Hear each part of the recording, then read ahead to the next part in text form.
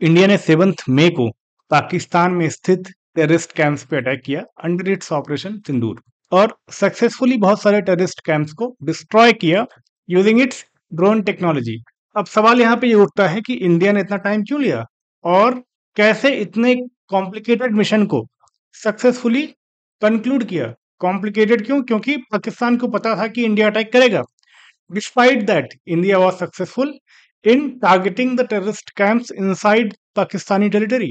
तो यहाँ पे जवाब सिंपल ये होता है कि इंडिया ने स्ट्रेटजी अच्छी बनाई, इंडिया ने प्लान अच्छा किया, इंडिया ने सोचा कि कैसे हमें अटैक करना है और अगर उसका कोई रिस्पॉन्स आता है तो उसको हमें कैसे हैंडल करना है। सो उसी वजह से इवन आफ्टर ऑपरेशन सिंदूर जब Pakistan tried to attack us we defended ourselves in a most comprehensive manner.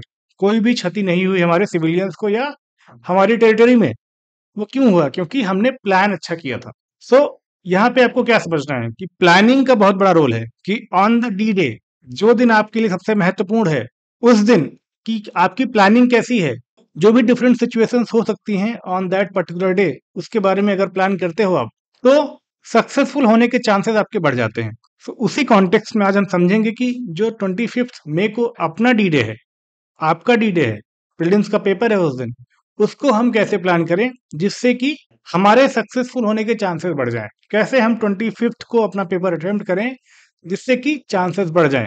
किसी भी तरह का पेपर आता है, how we have to handle ourselves and the paper during those 2 hours, उसकी बात आज हम करने वाले हैं। तो स्टार्ट करते हैं कि जैसे ही आप एग्जामिनेशन हॉल में जाते हो तो आपके पास क्या आता है? आपके पास आता है एक पेपर और आंसर बुकलेट। तो सबसे महत्वपूर्ण चीज जो है वो है आंसर बुकलेट में आपकी कोई गड़बड़ी नहीं होनी चाहिए। अगर उसमें गड़बड़ी हुई तो what ever you have attempted, जो भी आपने सही गलत किया है, इट वोंट मैटर, क्योंकि आपकी कॉपी चेक ही नहीं होगी अगर आपने रोल नंबर गलत भर दिया या अपने आंसर बुकलेट में और कोई गड़बड़ी कर दी। तो आपको वहां पे बहुत केयरफुल रहना है। You take 1 or 2 more minutes to fill it, but fill it carefully. उसके बाद आपको पेपर मिलता है। पेपर मिलते ही जब आप पेपर देखते हो तो आप क्वेश्चंस के थ्रू जाते हो और आपको वहां पे एक बेसिक समझ आती है। क्वेश्चन पेपर जब आप देखते हो तो उसमें 3 सिनेरियोज हो सकते हैं। There can be 3 scenarios after you open your question paper. या तो पेपर बहुत डिफिकल्ट आएगा, वेरी डिफिकल्ट, या फिर पेपर मॉडरेटली डिफिकल्ट आएगा, या फिर इजी पेपर रहेगा। अब जब आप पेपर खोल के देखोगे, कुछ क्वेश्चंस को आप गो थ्रू करोगे तो आपको ये अंडरस्टैंडिंग डेवलप हो जाएगी कि पेपर किस तरह का आया है। अब इसके अकॉर्डिंग हमें डिसाइड करना पड़ेगा कि हमें कितने क्वेश्चंस अटेम्प्ट करने हैं। कि जैसे अगर डिफिकल्ट पेपर आता है तो हमें कितने क्वेश्चंस को अटेम्प्ट करना है, मॉडरेटली डिफिकल्ट आता है तो कितने करने हैं, और इजी आता है तो कितने करने हैं।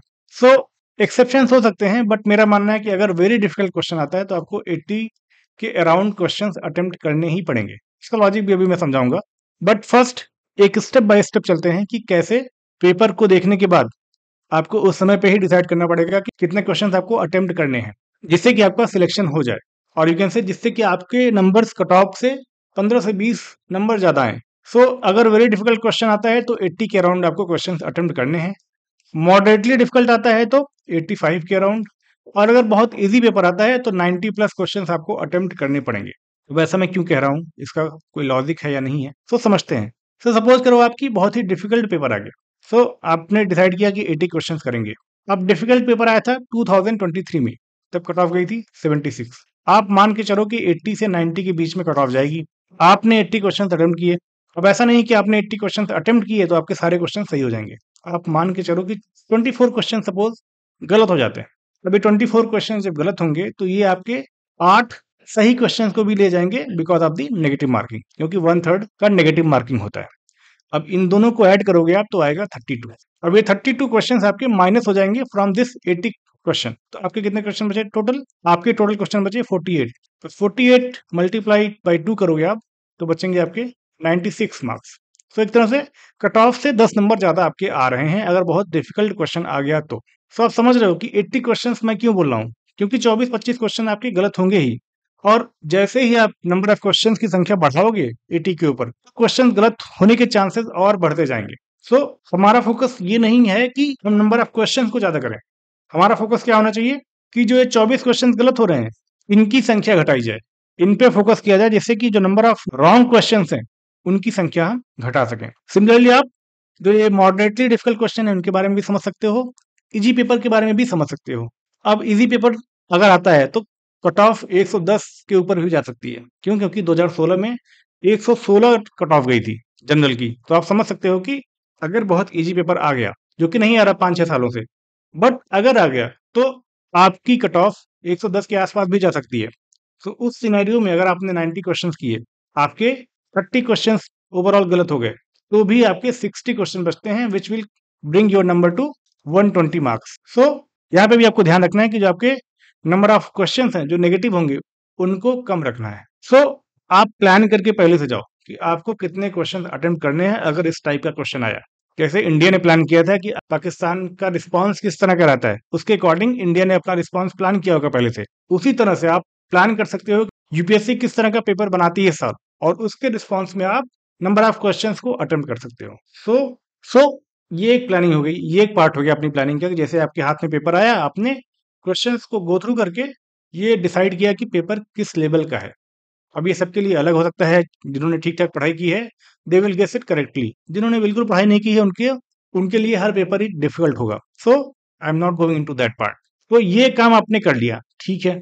आपका डिसीजन हो गया ये कि किस तरह का पेपर आया है। अब इसके बाद आपको ध्यान रखना है क्या? इसके बाद जो आपका मेन फोकस होना चाहिए वो है टाइम मैनेजमेंट। अब नॉर्मली यहाँ पे दिक्कत लोगों को नहीं आती है, नॉर्मली 2 घंटे में पेपर हो जाता है। बट अगर डिफिकल्ट या लेंदी पेपर आया, जो कि आ सकता है, it can happen, you have to prepare for the worst. उस सिनेरियो में आपको टाइम मैनेजमेंट पे बहुत ध्यान देना पड़ेगा, क्योंकि अगर आपके आते हुए क्वेश्चंस छूट गए तो that pain is unbearable. So you have to decide कि आपके आते हुए क्वेश्चंस ना छूटे। अब टाइम मैनेजमेंट के बारे में एक स्टेप बाद बात करेंगे हम, बट आपको अपने दिमाग में रखना है कि टाइम मैनेज बहुत इंपॉर्टेंट रोल प्ले करता है, स्पेशली अगर पेपर डिफिकल्ट आ गया या लेंदी आ गया। ठीक है, अब आपने डिसाइड कर लिया कि पेपर किस तरह का है, आपने ये भी ध्यान में रख लिया कि टाइम को आपको ध्यान में रखना है, जिससे कि आपका पेपर टाइमली कंप्लीट हो जाए। अब समझते हैं कि स्टार्ट कैसे करें, how to start your paper. अब इसमें भी 3 तरह की स्ट्रेटजीज हो सकती हैं। पहला, कुछ लोग क्वेश्चन नंबर 1 से स्टार्ट कर देते हैं and they reach to question number 100। दूसरे टाइप के लोग होते हैं कि वो ढूंढते हैं कि कौन सा सेक्शन आसान आया है, which section have the easiest questions. तो वो ऐसे सेक्शन को ढूंढते हैं, जैसे कि किसी साल इन्वायरमेंट से अगर आसान क्वेश्चन आए हैं तो इन्वायरमेंट के क्वेश्चन से वो शुरू करते हैं। तीसरे टाइप के लोग होते हैं जिनको लगता है कि किसी पर्टिकुलर सब्जेक्ट पे उनकी पकड़ अच्छी है, जैसे किसी को लगता है कि मेरा पॉलिटी बहुत स्ट्रांग है, तो they will start with polity. So इस 3 तरह से आप अपना पेपर स्टार्ट कर सकते हो। सबके पॉजिटिव नेगेटिव मैं बता देता हूँ आपको कि अगर आपने क्वेश्चन नंबर 1 से स्टार्ट किया, तो यहाँ पे दिक्कत क्या है? यहाँ पे दिक्कत है कि अगर शुरू में पेपर टफ आया, शुरू के क्वेश्चन आपके टफ हुए, तो आप डीमोरलाइज हो सकते हो। आपको लग सकता है कि पेपर बहुत टफ आया है and you may not be able to qualify. उस सिनेरियो में आपके आते हुए क्वेश्चंस भी गलत हो जाएंगे, you may not be able to perform to your potential. तो यहाँ पे ये दिक्कत आती है। दूसरा क्या है कि इजी सेक्शन से आपने स्टार्ट किया सपोज करिए, तो इसमें क्या दिक्कत आती है कि आपको खोजने में कि कौन सा सेक्शन इजी है, शायद इसमें टाइम लगे, तो वहां पे आप 5 मिनट अपना खराब कर सकते हो, which is very crucial in the examination. तीसरा क्या है कि आपको जो आता है वहां से आप स्टार्ट करो। अब ये बेहतर तरीका है, बट इसमें दिक्कत यह है कि कई बार हो सकता है कि उस सेक्शन से ही बहुत टफ क्वेश्चन आए हों। आपको लगता है कि आपको आता है, बट इट इज पॉसिबल कि उस साल उस सेक्शन से बहुत टफ क्वेश्चन आए हों, और उस सिनेरियो में आप और हताश हो जाओगे, आप और परेशान हो जाओगे, क्योंकि जो सेक्शन आपका सबसे मजबूत था उनसे ही आपके क्वेश्चन नहीं निकल रहे हैं। तो यू विल फील डिसहर्टन, आपको लगेगा कि मुझे कुछ आता ही नहीं है। तो that is not a good situation to be in. So इसमें आप अपने अकॉर्डिंग अप्रोच चूज कर सकते हो। मैं क्वेश्चन नंबर 1 से स्टार्ट करता था एंड बहुत सारे लोग इजी सेक्शन से स्टार्ट करते हैं, which is also a good strategy. ठीक है, but you can decide for your self. आपको प्रोज एंड कॉन्स पता है इन सारे ऑप्शंस के, so you can decide for your self कि जो आपको बेस्ट सूट करता है, you can go with that one. अब बात करते हैं, ठीक है आपने पेपर स्टार्ट कर दिया, अब नेक्स्ट आता है कि आप पेपर को कंप्लीट कैसे करें, how to complete the paper. अब इसमें भी 3 तरह के लोग होते हैं। एक तो ऐसे लोग जो क्वेश्चन नंबर 1 से स्टार्ट करेंगे और क्वेश्चन नंबर 100 तक सीधा लगाते हुए जाएंगे। दूसरे लोग जो एक बार क्वेश्चन नंबर 1 से लेके 100 तक जाएंगे एंड उसमें जो भी आते हुए क्वेश्चन हो गए, जो थोड़ा कम आते हैं, सब क्वेश्चन वो अटेम्प्ट करेंगे, और सेकंड राउंड में वो ऐसे क्वेश्चन को डील करेंगे जहां पे इनको कुछ नहीं पता है, जहां पे वो अपना दिमाग लगाने का प्रयास करेंगे। और तीसरे तरह के लोग होते हैं जो क्वेश्चंस को 3 स्टेजेस में सॉल्व करते हैं। पहले स्टेज में ऐसे क्वेश्चंस वो करेंगे जिसमें वो कंफर्म्ड है या 90% कंफर्म है, बहुत सारे क्वेश्चंस में आप 100% कंफर्म नहीं हो पाओगे, बट 90% दे आर कंफर्म। तो वो 1 से लेके 100 तक ऐसे क्वेश्चन को कर लेते हैं फर्स्ट राउंड में। सेकंड राउंड में क्या करते हैं वो? सेकंड राउंड में ऐसे क्वेश्चन को करते हैं जहां पे वो 50% से ज्यादा श्योर हैं कि they are right in those question by using different mechanisms like elimination technique and their common sense. अगर उनको लगता है कि इन क्वेश्चंस में 50% से ज्यादा सही होने के चांसेस हैं, तो they attempt those questions in the second round. Third round में वो ऐसे क्वेश्चन को रखते हैं जहां पे वो अपना कॉमन सेंस लगाने का प्रयास करते हैं, कुछ और नॉलेज को अपने सबकॉन्शियस माइंड से फेच करने का प्रयास करते हैं, कुछ और टूल्स एंड टेक्निक्स का यूज करके लगाते हैं। That is basically third round. अब ये सबसे बेहतर स्ट्रेटजी है। ऐसा क्यों?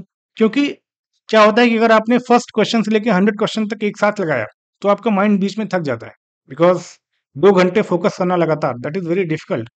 स्पेशली अगर पेपर टफ आया है, तो you might get bored, you might get frustrated, या फिर आप ओवरबर्डन फील कर सकते हो कि इतना सारा डिफिकल्ट क्वेश्चन और 40-50 क्वेश्चन के बाद आपका माइंड थक जाएगा।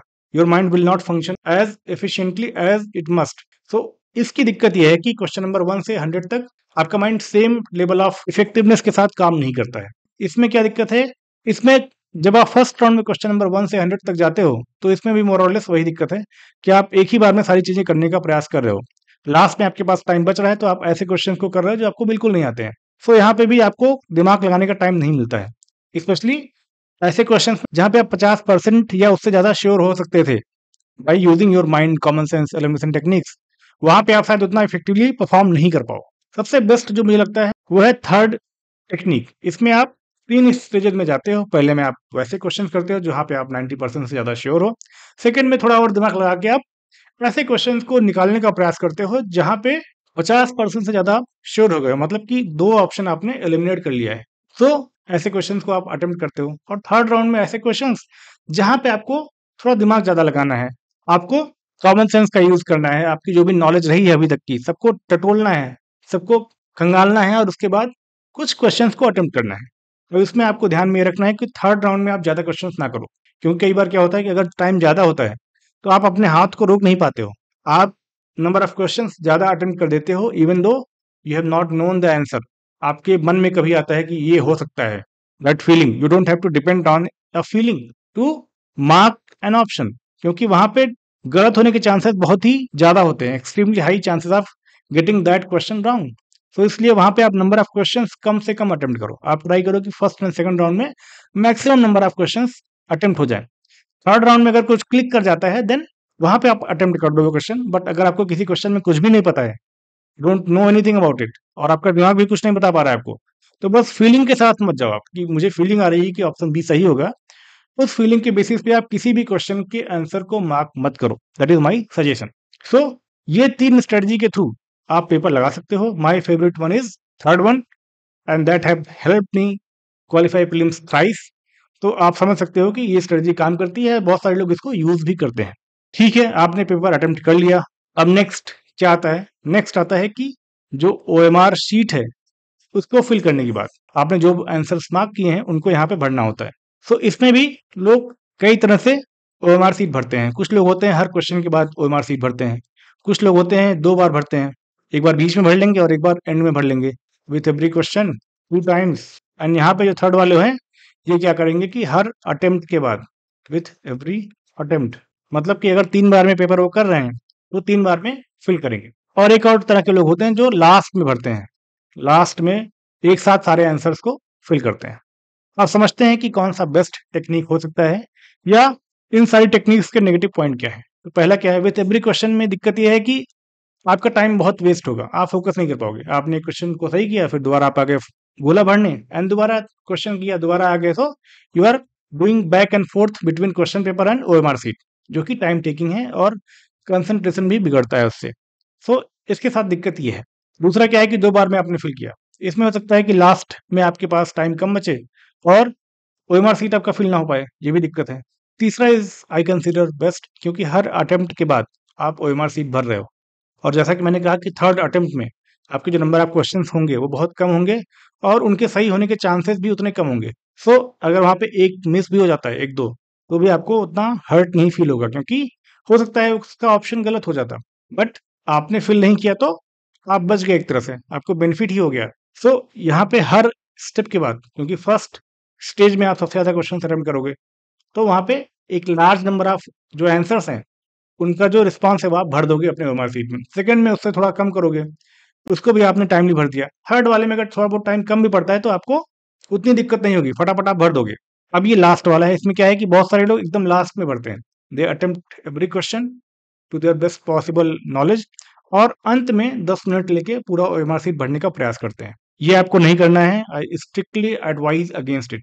क्यों? क्योंकि सपोज करिए कि टाइम खत्म हो गया, सो आपने सारे क्वेश्चन सही से अटेम्प्ट किए थे, बट आपने क्योंकि ओएमआर शीट में इसको फिल नहीं किया, so they are meaningless, they are worthless, आप फेल हो जाओगे।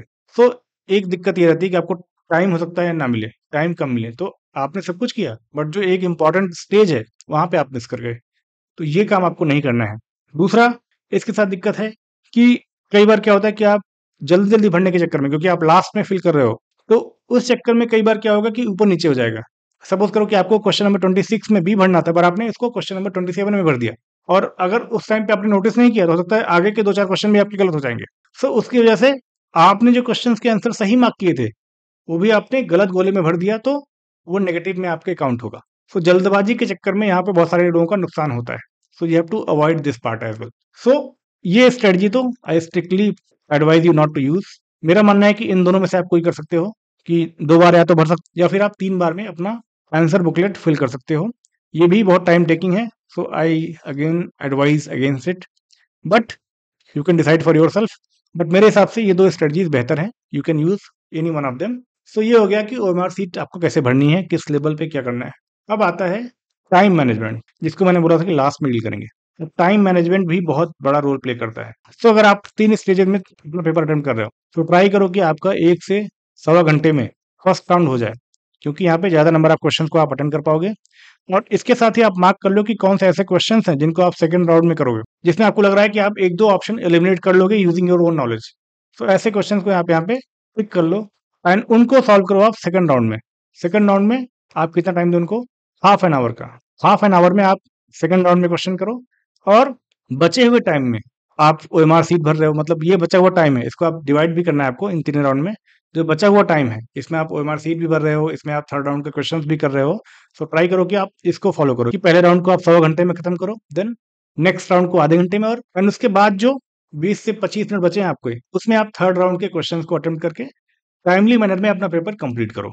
सो ये हो गया टाइम मैनेजमेंट। अब टाइम मैनेजमेंट इंपॉर्टेंट क्यों है? क्योंकि कई बार क्या होता है कि सपोज आपने टाइम को सही से मैनेज नहीं किया और आपने क्वेश्चन सारे अटेम्प्ट कर लिए, बट जब आंसर बुकलेट फिल करने की बारी आई तो आपके पास टाइम ही नहीं है अपने रिस्पॉन्स को फिल करने का आंसर बुकलेट में, या फिर आपने कुछ क्वेश्चंस को मार्क किया कि इसको मैं दोबारा आके देखूंगा और आई एम श्योर कि इसको मैं सही कर लूंगा या कर लूंगी, बट दोबारा आपको टाइम ही नहीं मिला उन क्वेश्चन को देखने का, क्योंकि आपने अपने टाइम को मैनेज नहीं किया। और आप जब घर आके देखते हो तो आपको पता चलता है कि ये क्वेश्चन तो बहुत ही आसानी से हो सकते थे आपके, बट आप उन क्वेश्चंस को अटेम्प्ट नहीं कर पाए क्योंकि आपके पास टाइम ही नहीं बचा लास्ट में। So that is why time management is very important in your examination. इसका महत्व और बढ़ जाता है इन द सीसैट पेपर, क्योंकि वहां पे कई बार लेंदी पेपर आ जाता है, कई बार मैथ्स के क्वेश्चन अटक जाते हैं, तो you have to be very careful, you have to plan your strategy ahead of the time.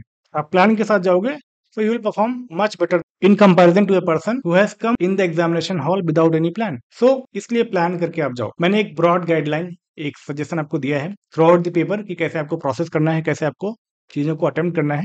You can decide for your self कि आपको क्या बेस्ट सूट करता है, बट प्लान अहेड, प्लान करके जाओ। आप सारी सिचुएशंस के लिए आपके पास प्लान होना चाहिए। प्लान होने से क्या होता है कि आप पैनिक नहीं करोगे, क्योंकि आपने पहले प्लान किया है, आपको पता है कि ये सिचुएशन हो सकती थी, तो your mind is already prepared कि इस सिचुएशन में आपको कैसे हैंडल करना है, कैसे डील करना है, तो आप पैनिक नहीं करोगे। पैनिक नहीं करोगे तो आपका माइंड बेस्ट पॉसिबल मैनर में फंक्शन करेगा। अगर आप पैनिक कर गए तो आपके आते हुए क्वेश्चन भी गलत होंगे, आप अपना 100% नहीं दे पाओगे इन द एग्जामिनेशन हॉल, और जिसकी वजह से शायद आपका सिलेक्शन ना हो। बट अगर आपने प्लान किया, अगर आपने चीजों को सही से इंप्लीमेंट किया, तो you will be able to give your 100%, और आपके 15-20 नंबर ऐसे ही बढ़ जाएंगे, because you could plan better and implement that plan efficiently in the examination hall. तो ये बहुत ही महत्वपूर्ण चीज है। लास्ट बट नॉट लीस्ट एक बोनस सजेशन आपको दूंगा मैं, प्लीज प्लीज प्लीज ऐसे क्वेश्चन को आप मत अटेम्प्ट करो जिसमें आपको कुछ नहीं पता है, जिसमें आपको कोई आइडिया नहीं लग रहा है। ऐसे क्वेश्चन को आप मत अटेम्प्ट करो। अगर आपके 80 क्वेश्चन भी हो रहे हैं तो आप वहां ट्राई करो कि जो नेगेटिव मार्क्स हैं, जो आपके क्वेश्चन गलत हो सकते हैं, उनका नंबर आप मिनिमाइज करो। आप 90 क्वेश्चन पे मत जाओ कि आपको 90 क्वेश्चन ही अटेम्प्ट करने हैं, even though you know nothing about दो क्वेश्चन। ऐसे क्वेश्चन को आपको नहीं अटेम्प्ट करना है जिसमें आपको कुछ भी नहीं पता है।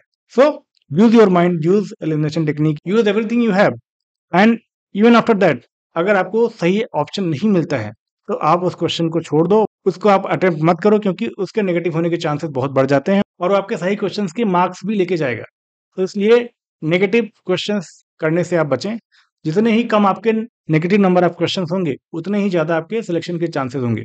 किसी का प्रीलिम्स नहीं होता है तो मोस्ट ऑफ द एस्पिरेंट्स ऐसे होते हैं जिनके नंबर ऑफ नेगेटिव क्वेश्चंस वो बहुत ज्यादा होते हैं। दे हैव अटेम्प्टेड 90 क्वेश्चंस और 40 से 45 क्वेश्चंस उनके नेगेटिव हो गए। सो ये आपको नहीं करना है, ये आपको बहुत ही ध्यान रखना है कि नंबर ऑफ नेगेटिव क्वेश्चंस वो कम से कम होने चाहिए आपके total number of attempted questions में। So you have to focus on minimising the number of negative questions instead of maximising the number of attempted question. अब देखिए कुछ क्वेश्चन तो आपके गलत होंगे ही, ये ह्यूमन एरर कई बार हो जाता है, कई बार कुछ और चीजें हो जाती हैं, दिमाग काम नहीं करता है, तो इसलिए आप मान के चल सकते हो कि 20 से 25 क्वेश्चन तो आपके गलत होंगे ही, बट उससे ज्यादा नंबर ऑफ क्वेश्चंस रॉन्ग नहीं होने चाहिए। You have to plan it accordingly. So that is all from my side. अगर आप चैनल पे नए हो तो do subscribe to the channel, और आपके कुछ भी डाउट्स हैं तो you can comment on this video, मैं उनको रिजॉल्व करने का प्रयास करूंगा। और कुछ और इन्फॉर्मेशन आपको चाहिए you can connect directly to me, I will be happy to help you guys. And stress मत लीजिए, खुद को काम रखिए। ये लास्ट कुछ डेज में आपको लगेगा कि आपको कुछ नहीं आता है, बट इट डजंट मैटर, आपको सब आता है। जब टाइम आएगा you will perform better. That my personal experience and experience of many aspirants as well. सबको बहुत ज्यादा टेंशन नहीं लेना है, आपको काम रहना है। जो भी आपने स्टडी मटेरियल अभी तक पढ़े हैं उनको रिवाइज करिए, री-रिवाइज करिए, पीवाईक्यूज को देखिए, and have confidence in your abilities. आपको लग रहा होगा कि चीजें आपको भूल जा रही हैं, बट ऐसा नहीं है। जब टाइम आएगा तो आपको चीजें याद आ जाएंगी। और वहां पे वैसे भी आपको गलत ऑप्शंस के बीच में एक राइट ऑप्शन ढूंढना है, तो वहां पे आपको दिमाग की ज्यादा जरूरत पड़ेगी, और दिमाग तभी काम करेगा जब आप अपने माइंड को काम रख पाओगे, आप पैनिक नहीं करोगे। सो इसलिए एग्जामिनेशन हॉल में आप कैसा परफॉर्म करते हो that will decide whether you will clear prelims और नॉट। एंड इसीलिए मैंने ये वीडियो बनाया कि अगर वहां पे आपने प्लान करके गए और उसको अच्छे से एग्जीक्यूट किया तो आपके सिलेक्शन के चांसेस आराम से 30 से 40% ज्यादा हो जाते हैं। क्योंकि बहुत सारे लोग पढ़ के जाते हैं, they have a lot of knowledge, they have read everything, but वहां पे वो इम्प्लीमेंट नहीं कर पाते, वहां पे वो एग्जीक्यूट नहीं कर पाते। वहां पे बहुत सारी ऐसी गलतियां करते हैं because of the panic and pressure and everything that they would not do in normal situations, और उसकी वजह से वो फेल हो जाते हैं। आपको वो काम नहीं करना है। You have to be very careful about it, plan it and then implement it with perfection like India did in the operation Sindoor. So thank you for joining, all the very best.